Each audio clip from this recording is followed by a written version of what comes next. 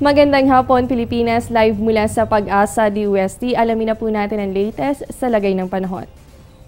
Ngayong hapon, patuloy po ang pag-iral ng northeast monsoon o hanging amihan dito po yan sa may northern Luzon. Sabay pa rin naman umiiral itong yung easterlies dito naman yan sa may silangang bahagi ng Luzon hanggang dito po yan sa Visayas at ganun din po sa Mindanao. Para ngayong araw, magpapatuloy po ang fair weather conditions sa malaking bahagi ng Luzon hanggang Visayas at Mindanao, pero makakaasa naman na may hinang pag-ulan dito po sa may northern Luzon dulot nga po nitong hanging amihan. Samantala, dahil po sa patuloy na pag-iral nitong hanging amihan ay nakataas po muli ang gale warning ng Pag-asa, partikular yan sa may northern seaboards ng northern Luzon. So asahan po natin na magiging maalon hanggang sa napakaalon ang kondisyon ng karagatan dito sa area na ito. So payo po ng Pag-asa lalo na sa may mga maliliit na sasakyang pandagat na kung maaari ay wag na munang maglayag sa nasabing baybayin dahil magiging delikado ang kondisyon ng karagatan para sa inyo.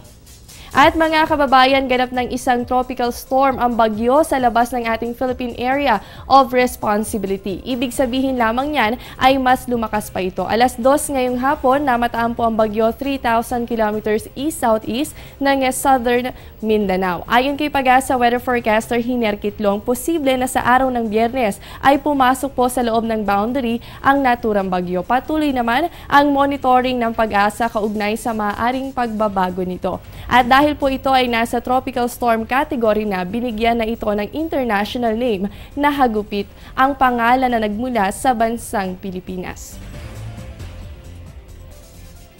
World AIDS Day idinaraos ngayong araw. Alamin ang detalye matapos ang isang paalala.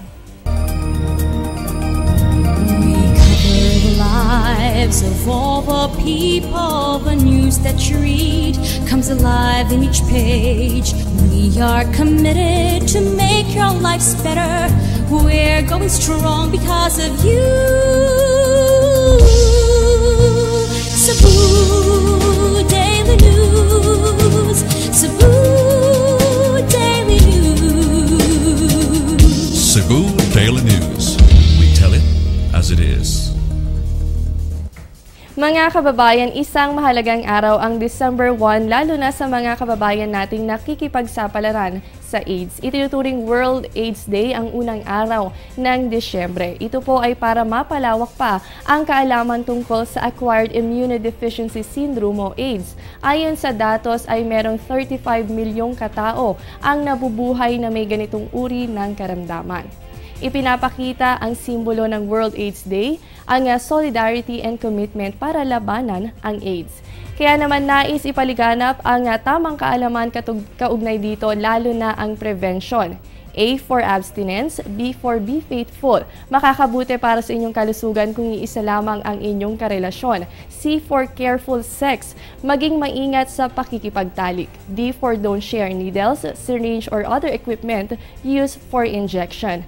At E for education and information. Mahalaga na meron tayong sapat na kalinangan tungkol sa AIDS para maiwasan natin ito. Ngayong taon, naitala naman ang 565 new cases as of September 2014 at umabot na ang bilang ng mga nasawi sa 1,065 simula 1984 hanggang September 2014.